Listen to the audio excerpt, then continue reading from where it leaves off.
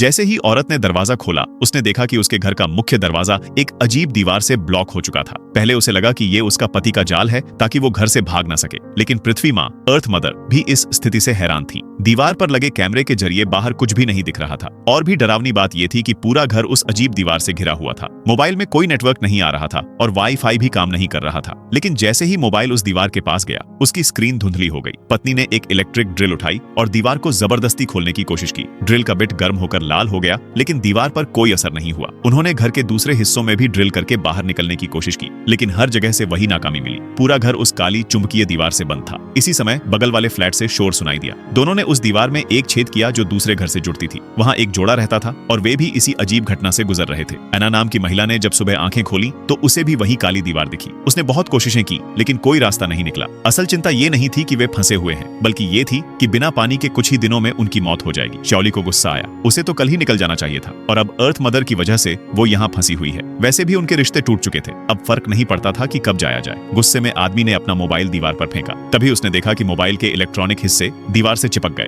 ऐसा लग रहा था जैसे दीवार में मैग्नेटिक फोर्स है। इस बात को जांचने के लिए डिमू ने एक चम्मच से टेस्ट किया। वही परिणाम मिला। दीवार पर 4 बिंदु ऐसे थे जहां चुंबकीय शक्ति सबसे ज्यादा थी। उनका पैटर्न एक चौकोर स्क्वायर जैसा था। शायद यहीं से दीवार का रहस्य हल किया जा सकता था। श्याओली ने सभी लोहे की चीजें उन 4 बिंदुओं पर रख दी, लेकिन वो चीजें कांपने लगी और फिर सारी चीजें उल्टा उछलकर वापस आ गईं। साफ था वो दीवार को तोड़ने में नाकाम थे। अब बस यही उम्मीद थी कि अगली सुबह तक कुछ बदल जाए। तभी फिर से बगल वाले घर से शोर हुआ और एक महिला की चीख के साथ सब शांत हो गया। डिम और उसकी साथी ने तुरंत दीवार में बड़ा छेद करके अंदर झांका। उन्होंने देखा कि एना जमीन पर खून से लथपथ पड़ी थी। उसका प्रेमी मार्विन अचानक सामने आ गया और उसने डिम को गिरा दिया। जैसे ही डिम ने मार्विन को काबू में करना चाहा, एना जिंदा हो उठी और सब रोक दिया। असल में ये सब एक गलतफहमी थी। खून मार्विन का था। वो दीवार को तोड़ने की कोशिश कर रहा था क्योंकि वो नशे में था, इसलिए शोर हुआ और उसे बांध दिया गया ताकि वो और हंगामा न करे। डिम को मार्विन के घर में एक कुल्हाड़ी मिली और उसने दीवार को तोड़ने की कोशिश की, लेकिन कोई असर नहीं हुआ। श्याओली ने सुझाव दिया कि शायद नीचे से रास्ता मिल जाए। घर के नीचे एक पुराना एयर रेड शेल्टर था जो युद्ध के समय बना था। चूंकि यह अपार्टमेंट फ्लैट था, ऊपर के अलावा सब फ्लोर पतले थे,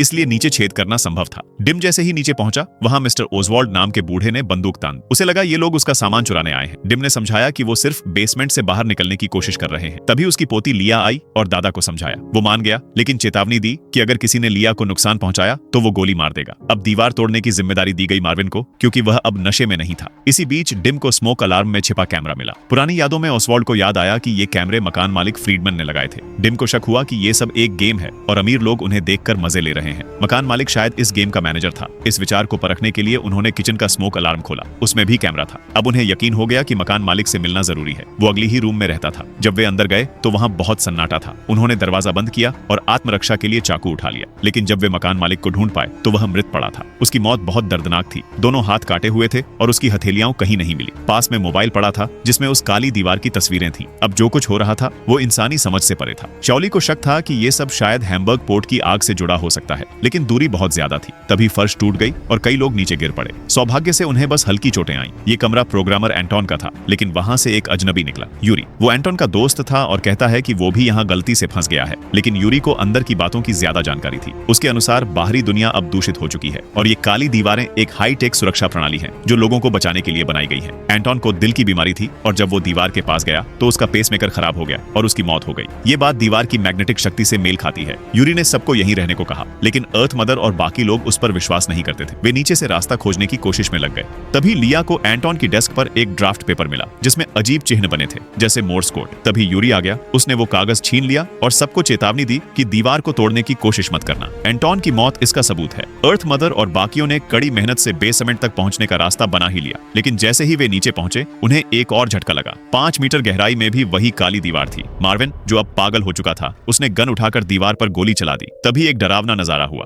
गोली दीवार के सामने रुक गई और फिर वापस उछलकर आ गई। अर्थ मदर ने सबको जमीन पर लेटने को कहा। मिस्टर ओसवाल्ड की उम्र ज्यादा थी और वो धीरे लेटा, जिससे गोली उसके सीने में लग गई और वहीं उसकी मौत हो गई। अब सबने उम्मीद छोड़ दी थी और मरने की तैयारी कर ली थी। तभी अर्थ मदर को लैंडलॉर्ड के मोबाइल में दिखी हुई तस्वीरें याद आईं। शायद उसे दीवार का राज पता था। मरने से अच्छा है कि वे एक बार फिर मकान मालिक के घर की अच्छे से तलाशी लें। शायद वहां इंजीनियरिंग डॉक्यूमेंट्स या सीसीटीवी फुटेज मिल जाए। इसी समय लिया को फिर से एंटोन की मैन्यूस्क्रिप्ट मिली। उसमें काले ईंटों का एक पैटर्न बना था, 4 स्क्वायर जो चुंबकीय पॉइंट्स को दिखाते थे। शायद यही दीवार तोड़ने की कुंजी थी। महिला कुछ रहस्य ढूंढ रही थी और उसके लिए उसे सिर्फ थोड़ा सा आटा चाहिए था। उसे एक 4 अंकों वाला पासवर्ड खोलना था जिसके सिर्फ 24 संभावित संयोजन थे, इसलिए वह जल्दी सही पासवर्ड तक पहुंच सकती थी। जैसे ही धरा माता और दी दीमू एक छोटे कमरे में पहुंचे, वो वहां का नजारा देखकर चौंक गए। मकान मालिक ने उन सबकी जिंदगी की निगरानी की थी। हर पल का वीडियो रिकॉर्ड किया गया था, यहाँ तक कि उनकी प्राइवेट जिंदगी भी। वीडियो में दिखाई देता है कि उस रात पहले कोई ब्लैक वॉल नहीं थी, लेकिन अचानक ही वो वॉल प्रकट हुई और सभी रास्ते बंद हो गए। एक और चौंकाने वाली बात यह थी कि एंटोन की मौत ब्लैक वॉल के पास नहीं बल्कि कॉरिडोर में हुई थी। ये बात यूरी ने झूठ कही थी। जब दीमू यूरी से ये पूछना चाहते हैं तो देखते हैं कि यूरी वहां से गायब हो चुका है। जांच जारी रखते हुए उन्होंने वीडियो में देखा कि एंटोन की मौत से पहले कॉरिडोर में कई बार लाइट चमकी थी और सीढ़ियों से भी रोशनी आई थी। इसका मतलब उसने ब्लैक वॉल खोल दी थी। अगले ही दृश्य में यूरी ने एंटोन को मार दिया। दीमू जब यूरी को ढूंढते हैं तो देखते हैं कि वो मार्विन को मारने ही वाला था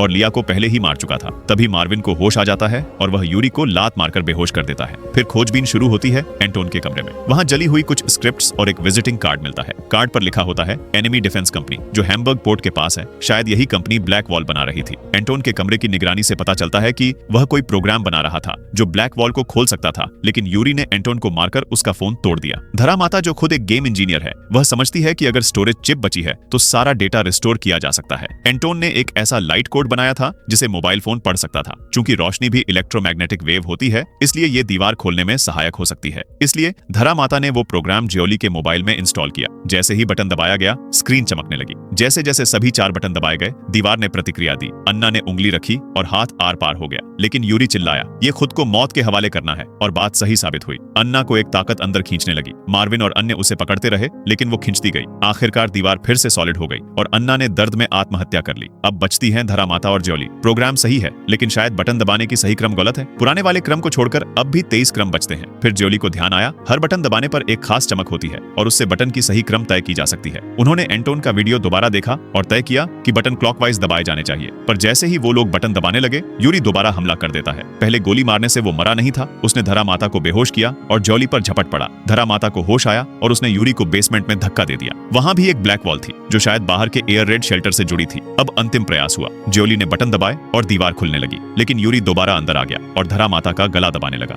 इस बीच दीवार पूरी तरह खुल गई थी। जियोली अब भाग सकती थी, लेकिन धरा माता को छोड़कर जाने की बजाय जियोली ने कुल्हाड़ी उठाई और यूरी को मार दिया। दोनों एक दूसरे को सहारा देते हुए बाहर निकल गए। पर बाहर का नजारा और भी डरावना था। पूरी शहर ब्लैक वॉल में घिरा हुआ था। एक काला पिंजरा बन चुका था। फिर भी उन्होंने हार नहीं मानी। एक कार लेकर वे निकले उस जगह की ओर जहां शायद कोई दीवार ना हो। जैसे ही गाड़ी चली, रेडियो पर विनाश का सच बताया गया।